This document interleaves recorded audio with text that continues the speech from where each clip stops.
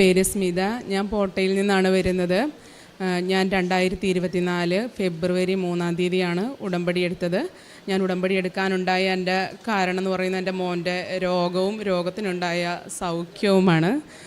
അവന് 2023 ഡിസംബറിൽ അവന് ന്യൂമോണിയ ബാധിക്കുകയും അവനെ അടുത്തുള്ളൊരു ഹോസ്പിറ്റലിലേക്ക് മാറ്റുകയും അവിടെ അവനെ ICUവിലാക്കുകയും ചെയ്തു.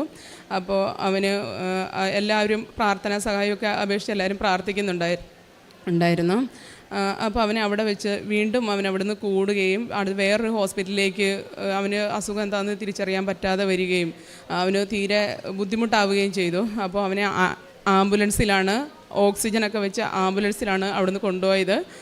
ഈ സമയത്ത് എനിക്ക് ഭയങ്കരമായിട്ട് വിഷമം, എനിക്ക് സഹിക്കാൻ പറ്റാത്ത അവസ്ഥ. ഞങ്ങളുടെ അടുത്തുള്ള ഒരു സുഹൃത്ത് വീട്ടിലെത്തുകയും അവൾ പ്രത്യേകം പ്രാർത്ഥിക്കുകയും അവൾ എന്നോട് പറഞ്ഞു, ഉടമ്പടി നേർച്ച നേരണം, ഇപ്പോൾ തന്നെ മാതാവിനോട് പ്രത്യേകം നേർന്നെന്ന് പറഞ്ഞു. ഞങ്ങൾ ഉടമ്പടി നേരുകയും അതോടൊപ്പം പ്രത്യക്ഷീകരണ പ്രാർത്ഥന ചൊല്ലിക്കൊണ്ടിരുന്നു. അതുപോലെ രാത്രിയിലും പിറ്റേ ദിവസവുമെല്ലാം ഞാൻ പ്രത്യക്ഷീകരണ പ്രാർത്ഥന ചൊല്ലിക്കൊണ്ടിരുന്നു.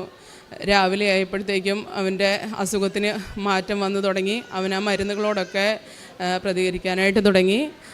അവൻ്റെ സൗഖ്യമാണ് ഞാൻ ഉടമ്പടി നേർന്നു വരികയായിരുന്നു. അങ്ങനെ ഞാൻ ഉടമ്പടി നേരാനായിട്ട് പ്രാർത്ഥിച്ചപ്പോൾ മാതാവിൻ്റെ സാന്നിധ്യം ഞാൻ ആഗ്രഹിക്കുകയും ഇവിടുത്തെ സാക്ഷ്യങ്ങളൊക്കെ കേട്ടപ്പോൾ ഒരു കുട്ടി പറഞ്ഞു മാതാവിൻ്റെ സുഗന്ധം കിട്ടിയതും മാതാവിൻ്റെ സാന്നിധ്യമൊക്കെ അനുഭവിക്കാനിടവന്ന മുല്ലപ്പൂവിൻ്റെ സുഗന്ധം കിട്ടിയതൊക്കെ. ഇതിനുവേണ്ടി ഞാൻ പ്രത്യേകം പ്രാർത്ഥിക്കുമായിരുന്നു. ഞാനിവിടെ വന്ന് ഉടമ്പടി എടുത്ത ദിവസം ഞാൻ ആദ്യമേ വെച്ച നിയോഗം മാതാവിൻ്റെ സാന്നിധ്യമായിരുന്നു.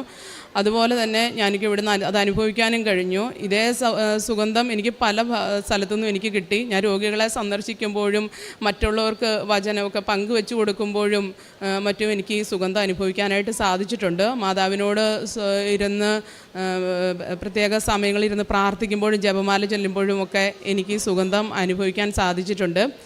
രണ്ടാമത് ഞാൻ വെച്ച നിയോഗം എന്ന് പറയുന്നത് എനിക്ക് ഉടമ്പടി ശക്തമായിട്ടെടുക്കണം, ദൈവസ്നേഹത്തോടെ ആയിരിക്കണം. അച്ഛൻ ഇവിടെ പറയുന്ന പോലെ തന്നെ എനിക്കൊരു നേർച്ചയായിട്ടാണ് എനിക്ക് ഈ സൗഖ്യം കിട്ടി ഞാനിന്ന് ഇവിടെ നിൽക്കുന്നത്. അതുകൊണ്ട് തന്നെ എനിക്ക് എൻ്റെ ദൈവത്തോടുള്ള കടപ്പാട് തീർക്കണമെങ്കിൽ ആത്മാർത്ഥമായിട്ട് വെള്ളം ചേർക്കാതെ എനിക്ക് ഉടമ്പടി എടുക്കണം. അതിന് എൻ്റെ മാനുഷികമായ രീതിയിൽ ഒരുപക്ഷെ എനിക്ക് സാധിച്ചെന്ന് വരില്ല. കുഞ്ഞുങ്ങൾക്കൊക്കെ രോഗമുണ്ട്, കുടുംബത്ത് എല്ലാവർക്കും രോഗമൊക്കെ ഇടയ്ക്കിടയ്ക്ക് വരുന്നതായതുകൊണ്ടും എനിക്ക് ഉടമ്പടി ചിലപ്പം സാധിച്ചെന്ന് വരില്ല. അതെനിക്ക് വിഷമമുള്ള കാര്യമാണ്. അതുകൊണ്ട് തന്നെ ഞാൻ ഉടമ്പടി എന്നത് തന്നെ രണ്ടാമതായിട്ട് നിയോഗം വെച്ചു. കാരണം എൻ്റെ കഴിവുകൊണ്ട് എനിക്കൊന്നും നേടാൻ സാധിക്കുകയില്ല. ഞാൻ ഉടമ്പടിയിൽ വെച്ചതുകൊണ്ട് എനിക്ക് ഞായറാഴ്ച കുർബാന പോലും കുഞ്ഞുങ്ങൾക്ക് അസുഖം ഉള്ളതുകൊണ്ട് എനിക്ക് പലപ്പോഴും സാധിക്കുമായിരുന്നില്ല. പക്ഷെ ഞാൻ ഉടമ്പടിയിൽ ഇത് മാതാവിനും ഈശോയ്ക്ക് ഇത് സമർപ്പിച്ച് വെച്ചതിന് ശേഷം 90 ദിവസം കൊണ്ട് 90 കുർബാന എന്നതിന് പകരം 100 കുർബാന കൂടാനായിട്ട് ദൈവം എന്നെ അനുവദിച്ചു. അതായത് ഞാൻ ദിവസങ്ങളിലൊക്കെ എനിക്ക് 2 കുർബാനയൊക്കെ കൂടാനായിട്ടുള്ള അവസരം ദൈവം എനിക്ക് തന്നു. അതുപോലെ കുമ്പസാരത്തിൻ്റെ കാര്യത്തിലും ഉപവാസത്തിൻ്റെ കാര്യത്തിലും എല്ലാം എനിക്കൊരു പ്രത്യേക ശക്തിയാണ് എനിക്ക് തന്നത്. ഞാൻ 500 പ്രാവശ്യം യേശു കർത്താവാണെന്ന് അതരം കൊണ്ട് ഇങ്ങനെ പറഞ്ഞ് പ്രാർത്ഥിക്കുമ്പോൾ എനിക്ക് ഉപവാസം എടുക്കാനായിട്ടുള്ള ശക്തിയൊക്കെ ലഭിക്കുമായിരുന്നു. മൂന്നാമത് ഞാൻ വെച്ചത് എൻ്റെ രണ്ടാമത്തെ മോൻ്റെ കാര്യമാണ്. അവനെന്നും പരിക്കുകളാണ്. പരിക്കില്ലാതെ അവനെ കാണാൻ പറ്റില്ല. അവന് ഫസ്റ്റ് ടൈമിൽ അവനെ സ്കൂളിൽ വിട്ട് കഴിഞ്ഞാൽ അവൻ്റെ വലത് കൈ ഒടിഞ്ഞ് പ്ലാസ്റ്റർ ഇട്ട്, അത് കഴിഞ്ഞ് അതങ്ങ് മാറി കഴിയുമ്പം സെക്കൻഡ് ടൈം ആയപ്പോൾ അവൻ്റെ വലത് കൈ ഒടിഞ്ഞ് പ്ലാസ്റ്റർ ഇട്ട്.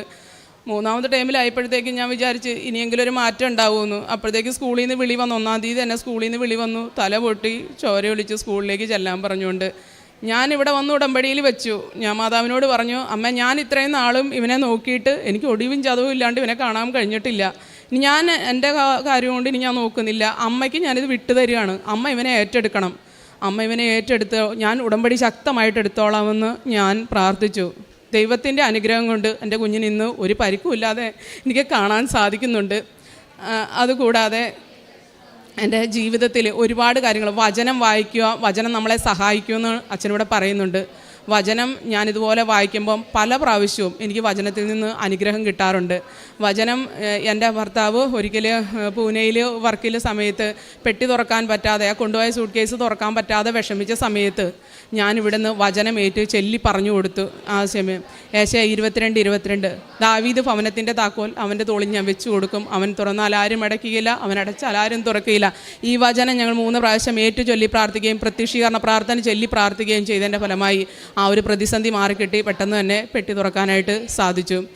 കുടുംബത്തെ എല്ലാ കാര്യങ്ങളിലും ഞാൻ ആദ്യമൊക്കെ കാരുണ്യ പ്രവൃത്തികൾ നമ്മുടെ ചിലവിൽ നിന്നെടുത്ത് നമ്മൾ ചെയ്യാനായിട്ടൊക്കെ ചെയ്യുമ്പോഴത്തേക്കും പലപ്പോഴും രോഗപീഠകളൊക്കെ ഉള്ളതുകൊണ്ട് ശരിക്കും എനിക്കത് സാധിച്ചിരുന്നില്ല, ആത്മാർത്ഥമായിട്ടൊക്കെ ചെയ്യാനായിട്ടോ സന്തോഷത്തോടെയോ. അതേസമയം ഞാൻ ഈ ഉടമ്പടിയിൽ വെച്ചപ്പം ഞങ്ങളൊരു തുക കാരുണ്യ പ്രവൃത്തിക്ക് വേണ്ടി തന്നെ മാറ്റിവെച്ചു. എന്നിട്ട് ഞാൻ പറഞ്ഞു, തമ്പുരാനുമായിട്ടല്ലേ ഉടമ്പടി, അതുകൊണ്ട് എൻ്റെ തമ്പുരാന് വെച്ചിട്ട് മതി എനിക്ക് ബാക്കി എന്തും. അങ്ങനെ ഞങ്ങളൊരു തുക എടുത്ത് ഈ കാരുണ്യ പ്രവൃത്തിക്ക് വേണ്ടി മാറ്റിവെച്ച് അതിൽ നിന്ന് ഞങ്ങൾ ഈ സന്തോഷത്തോടു കൂടി ഇപ്പോൾ ഓപ്പറേഷൻ്റെ ഒരു കാര്യത്തിനാണേലോ രോഗികൾക്കോ അല്ലെ ചോറ് പൊതിഞ്ഞിട്ട് കൊടുക്കുന്ന കാര്യങ്ങൾക്കോ രോഗികളെ ചെന്ന് കാണുന്നതിലൊക്കെ എനിക്ക് സന്തോഷത്തോടു കൂടി ചെയ്യാനായിട്ടും ആത്മാർത്ഥതയോടുകൂടി ആ കാര്യം ദൈവസ്നേഹത്തോടു കൂടി ചെയ്യാനും സാധിച്ചു. അപ്പം അത് ഇങ്ങനെ ചെയ്തതിന് ശേഷം വീട്ടിലെ ചെലവുകൾ കുറഞ്ഞു വരുന്നതായിട്ടും എനിക്ക് അനുഭവപ്പെട്ടു തുടങ്ങി.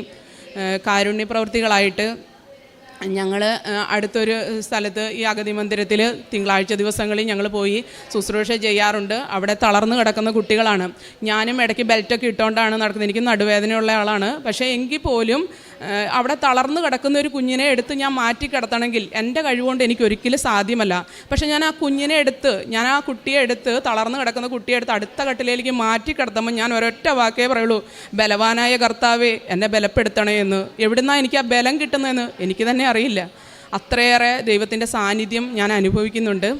അതുപോലെ തന്നെ വചനത്തിലാണേലും മറ്റുള്ളവരെ പറഞ്ഞ് ഇവിടുത്തെ കാര്യങ്ങൾ, പത്രമാണെങ്കിലും ഞാൻ ആദ്യം ഒരു കെട്ട് പത്രമേ കൊണ്ടുപോയി കൊടുത്തിട്ടുണ്ടായിരുന്നുള്ളൂ. കാരണം എന്താണെന്ന് വെച്ചാൽ എനിക്ക് ബെൽറ്റൊക്കെ ഇട്ടിട്ട് അടുത്തുള്ള വീട് വഴി കൊണ്ടു കൊടുക്കുമ്പോൾ എനിക്ക് എങ്ങനെയാകും, ഇത് എത്രത്തോളം എത്തുമെന്നൊന്നും എനിക്കറിയില്ലായിരുന്നു. പക്ഷേ ഒരു പ്രാവശ്യം ഞാൻ ഈ പത്രം കൊണ്ടു നടന്ന് കൊടുത്തു കഴിഞ്ഞപ്പം എനിക്ക് ഒരുപാട് പേരുടെ കണ്ണുനീര് കാണാനായിട്ട് സാധിച്ചു. പിന്നീട് ഞാൻ ഈ ഉടമ്പടി പ്രാർത്ഥന വയ്ക്കുമ്പോൾ എൻ്റെ കാര്യങ്ങളെല്ലാം പാടെ മറക്കുകയാണ്. ഞാൻ ആരെയൊക്കെയാണോ അന്ന് കണ്ടുമുട്ടുന്നത് ആ വ്യക്തികളുടെ പ്രാർത്ഥനയാണ് എനിക്ക് കൂടുതലായിട്ട് ഉദിച്ചു വരികയാണ്. അവർക്ക് വേണ്ടി ഒരു വിസ തടസ്സം ആയിക്കോട്ടെ, അല്ലെങ്കിൽ ഒരു ഓപ്പറേഷൻ്റെ കാര്യമായിക്കോട്ടെ, എന്താണേലും ഞാൻ മുട്ടുമേ നിന്ന് അവർക്ക് വേണ്ടി നിലവിളിക്കുകയാണ്. ഞാൻ എൻ്റെ കാര്യങ്ങളെല്ലാം പാടെ മറന്നുകൊണ്ട് ഞാൻ ചെയ്തു. എനിക്ക് ചോറൊക്കെ പൊതിയൊക്കെ കെട്ടി അടുത്തുള്ള സ്ഥലങ്ങളിലൊക്കെ കൊണ്ടു കൊടുക്കാനും രോഗികളെ സന്ദർശിക്കാനും ഒക്കെ ദൈവം എന്നെ അനുവദിച്ചു. ദൈവത്തിനും പരിശുദ്ധ അമ്മയ്ക്കും കോടാനുകോടി നന്ദി പറയുന്നു. പരിശുദ്ധ അമ്മയുടെ മധ്യസ്ഥതയിലേറെ പ്രത്യേകിച്ച് കൂടെ നിൽക്കുന്ന കുഞ്ഞിന് ലഭിച്ച വലിയൊരു സൗഖ്യത്തിൻ്റെ പ്രതിയാണ്. ആ കുഞ്ഞ് ICUവിലായിരുന്നു.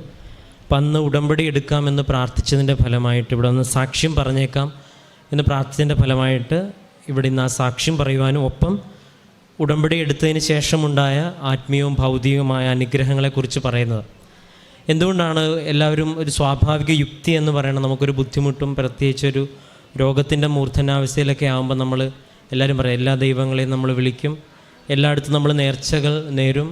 പക്ഷേ ഉടമ്പടിയിൽ അപ്പോൾ ആ സമയത്ത് ഒരു ഭാഗമായിട്ട് ഇവിടെ നേർന്നതായിക്കൂടെ എന്നൊക്കെയുള്ളൊരു ചിന്ത, ഒരു യുക്തിഭദ്രമായിട്ടൊരു ചിന്ത. പക്ഷേ ഉടമ്പടിയിലൂടെ ഒരു വ്യക്തി എത്രത്തോളമാണ് ദൈവ സാന്നിധ്യത്തിലേക്ക് അടുക്കുന്നത്, അല്ലെങ്കിൽ ഉടമ്പടി എന്തുകൊണ്ടാണ് ഒരാൾ ഉടമ്പടി എടുത്തേക്കാമെന്ന് പറയുമ്പോൾ ഒരു വലിയ അനുഭവങ്ങളും വലിയ സൗഖ്യങ്ങളും ഈ അൾത്താരയിൽ വന്ന് റിപ്പോർട്ട് ചെയ്യപ്പെടുന്നത്, സാക്ഷ്യപ്പെടുന്നതെന്ന് ചോദിച്ചാൽ അതിനുള്ള ഉത്തരമാണ് ഏറ്റവും അവസാനത്തെ പാരഗ്രാഫിൽ. എല്ലാ സാക്ഷ്യങ്ങളിലും ഒരു പരിധിവരെ ഏറ്റവും അവസാനം അവർ കൂട്ടിച്ചേർക്കുന്ന കുറേ കാര്യങ്ങളുണ്ട്. ഉടമ്പടിയിലൂടെ അവർക്ക് ലഭിച്ചിട്ടുള്ള കുറേ ആത്മീയമായിട്ടുള്ള കുറേ ബോധ്യങ്ങളുണ്ട്. ഇപ്പോൾ ഇതിൽ ഏറ്റവും പ്രധാനപ്പെട്ടൊരു വചനത്തിൻ്റെ ഒരു വലിയൊരു ശക്തി തിരിച്ചറിയും. അപ്പോൾ ദൈവം ഈ ഒരു വിഷയത്തിൽ ഉടമ്പടിയിലൂടെ ദൈവം ഇടപെടുമ്പം ഈശോ ഒരാളുടെ ജീവിതത്തിൽ ശക്തമായിട്ടും സമയബന്ധിതമായിട്ടും കടന്നു വരാനുള്ള വലിയൊരു അവസരം ദൈവത്തിന് ലഭിക്കുകയാണ്.